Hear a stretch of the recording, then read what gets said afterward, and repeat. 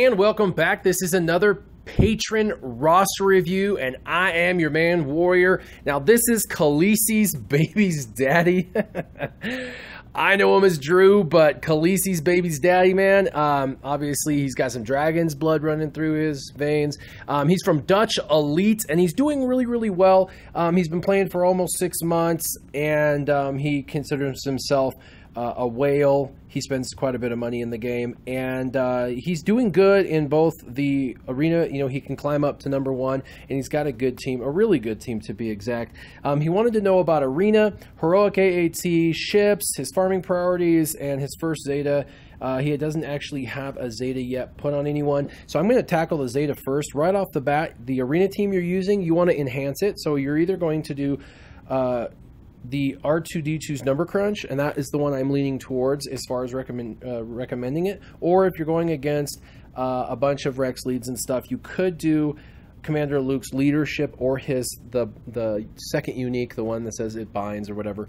The second unique would probably be the one that I would lean towards as far as his 2 right now and his numbers crunch on R2-D2. So you're gonna have to decide which one. Really, the future of the meta is R2-D2 and Luke Skywalker, so you really need to do one of those 2. And numbers crunch does make Luke Skywalker better. I have personally numbers crunch first, then I have no Zetas yet on Luke, although R2 did come out before Luke, so that's why that happened. I'm not sure which one. I'm not a huge help. You're going to have to decide for yourself, but numbers crunch is more universal. It applies to a ton of characters versus just one, so he can help you with raids and things like that. So that would be the lean to. Okay, as far as arena going, looking at your team, really CLS or Commander Luke is the new Rex. He's just a better version of Rex once you have his abilities Zeta'd. And so I honestly, after looking at your roster, can't suggest a better team. This team you're looking at right here is probably the best that you have, and it's awesome, and it should be able, once you have the Zetas especially, it should be able to get you into that #1 or at least top 5 slots relatively easily, just because of the durability of this team. So really good. You're going to want to focus on mods and things like that and really focus on getting them up. As far as ships go, we're going to kind of go to ships first. You're doing well, and your Admiral Akbar is your highest, and a lot of people underestimate the cleanse capability that Admiral Akbar has, and that is really vital when you're going against a bunch of top-end target lock teams. He's also the one that's going to let you bring in the most backup, and he's your highest leveled up. So I would recommend you stay with your Admiral Akbar for now. You're using Biggs in the backup, or right now in the main lineup. You're using TIE Advanced and First Order TIE Pilot. I would take out Jedi Consular and Wedge out of the main lineup and put in Imperial TIE Fighter and Umbaran Starfighter when you have time, when they're leveled up enough that you can use them. So your Umbaran, unfortunately, is a 5-star with a level 46 5s, and so he's really not quite ready yet to have this transition occur, but you'll be amazed at what the Umbaran can do once you have him in your fleet. He'll dispel all of the buffs from the opposing team, allowing you to impose your will when you're trying to take down the other team. Even if they have Biggs, it won't matter, because you'll be able to dispel Biggs on Umbaran's basic.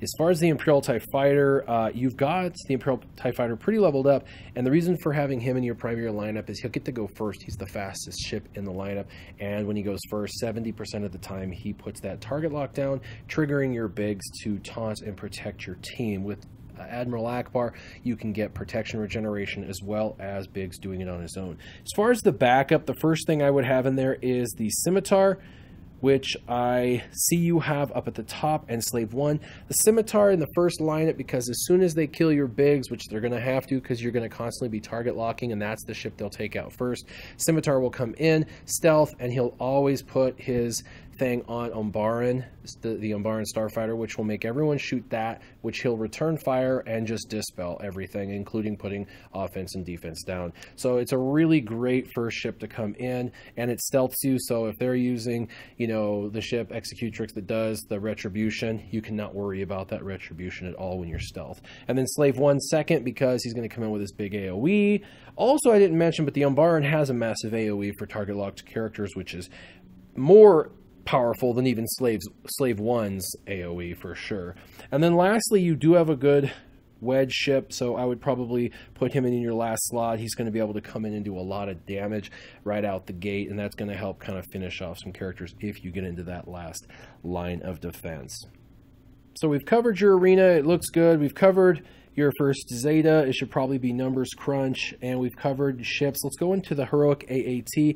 Now, the heroic AAT, there's a team I'd like for you to use in phase 1, but you don't have all of the characters.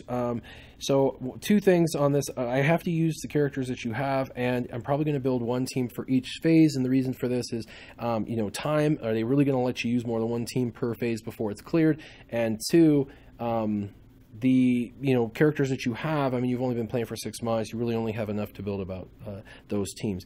I would definitely recommend for now, as a right now team for you, bringing in your Commander Luke Skywalker. He's level 7, and so you can bring him in, and then I would use him with these Jedi, and a Jedi work really well in the first phase until you get some other characters. I mean, I do want you to get like First Order Officer, you know, Barriss Offee, Old Ben, Tebow. There's some really cool teams you can build with those characters that can do a ton of damage. You can even solo phase 1 with a Tebow lead, Commander Luke, First Order Officer, Old Ben, and Barriss, and I've got video of that hopefully coming out soon from Team Instinct, so pretty cool. But for now, let's do a Commander Luke lead, and then I would put in your Qui-Gon Jinn. He's one of your highest damage dealers here. Ezra as well, he's one of your highest damage dealers. Jedi Knight Anakin's not there yet, but you definitely want to put him on your top priority list. He's one of the best Jedi in the game, massive damage dealer, and works great. So farm him up so you can use him in this first phase with Commander Luke and Qui-Gon Jinn and Ezra. And then I would probably throw Old Ben in, or Kanan, but Kanan's not ready quite yet. And so between Jedi Consular and Old Ben, I'd probably throw Old Ben in just because he does take a little bit of the heat off of your team, that you'll be able to do a little bit more damage. So that's my thoughts on phase 1. Phase 2, I'm actually going to recommend a future team and a current team. The future team I recommend is Resistance. They only need 1 Zeta. They're going to help you with speed mods. They're going to help get through Galactic War. Resistance really is one of the best teams in the game. Definitely for the future, work on these characters and get them up. The one I would not develop, if I was going to not develop one of these, would probably be Resistance Pilot. I would probably do Resistance Trooper over Pilot, although I did both, but for the sake of economy of motion, I would probably do just the Resistance Trooper for you. As far as right now, a team in 2 that you can do would be a kind of an AoE dark side team. It's a dark side team that can do a lot of AoE damage, so you can topple the tank, but you're going to need characters also that can do a lot of damage. So let's look at that. So the first one I'd recommend is going to be none other than Darth Vader. He's a great leader, even without his Zeta, because he's going to give them more offense, right? And he's also going to give them a small chance to remove some turn meter that can't be resisted. So it's not as good as a Zeta, but it does help slightly slow things down and do slightly more damage for the Empire characters. And so I would put him probably in the lead, and behind him I'd have Sith Assassin. She's going to be there to try to speed this whole team up with all of the Sith, and since he's Empire and Sith, that's great. He's also going to be paired up probably with Boba Fett on this team, because Boba Fett and Darth Vader are like peanut butter and jelly when it comes to the raids. They work really well together. You're going to want to make sure that they're in this raid together. And then for a couple other high damage dealers, because you just want to do as much damage as possible, is going to be Kylo Ren, because even without a Zeta, he does a lot of damage. He has an AoE, and he can do a lot of damage. Definitely one of those characters that he does get significant improvement with the Zeta, but for now, you could use him under Darth Vader and Sith Assassin and Boba Fett to have another AoE and another ability to take the tank down so you can swack it. And then last for this team is 1 star away. This is one of the hardest farms in the game, I know personally, is First Order TIE Pilot. He puts mad damage down. Now, I know he doesn't have an AoE, but he does have a mad double attack. Basically, his basic or his special is going to hit for either gun down or double tap pretty easily, 20k every time, both of them. So he's just going to provide a lot of extra damage. And with the other characters on the lineup, he would work well. And again, I'm using what you have to try to build a team to give you some design. Of course, you eventually will want to work up those resistance and replace this team with the resistance. For phase 3, I would recommend an Emperor Palpatine led team because you don't have, Tebow and you don't have Chief Sherpa and things like that set up yet. So I would go with Emperor Palpatine, TIE Fighter Pilot. He's your damage dealer, man. He's going to take tons of turns underneath Emperor Palpatine. Grand Moff Tarkin's not bad. He's 7 stars, and he can debuff the whole team to make sure that TIE Fighter Pilot gets to just go ballistic. And he's also going to neuter the other team's offensive capabilities, so that's good. Also, you do have Shore Trooper 6 stars. I've circled him as someone to farm. So right now you've got, the Umbaran ship with 5s that you need to work on. You've got Jedi Knight Anakin you need to work on. First Order TIE Pilot you need to work on. And also now Shore Trooper you want to finish off. This is a very difficult task. I understand what I'm asking. These are some of the hardest farms in the game, Shore and First Order, but they're worth it and they will help you in these raid teams. Also on this team, I would add your Stormtrooper Han from your Rebels, just because Stormtrooper Han works very well in this team.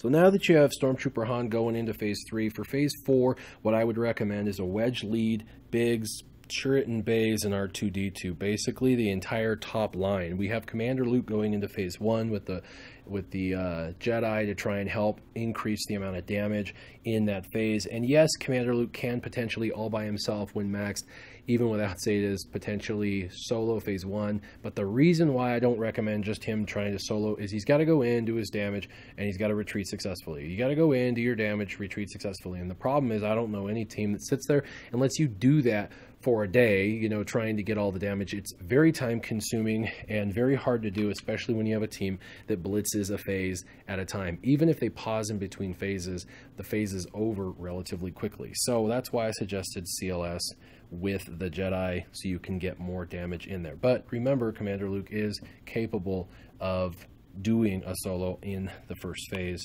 which is pretty awesome.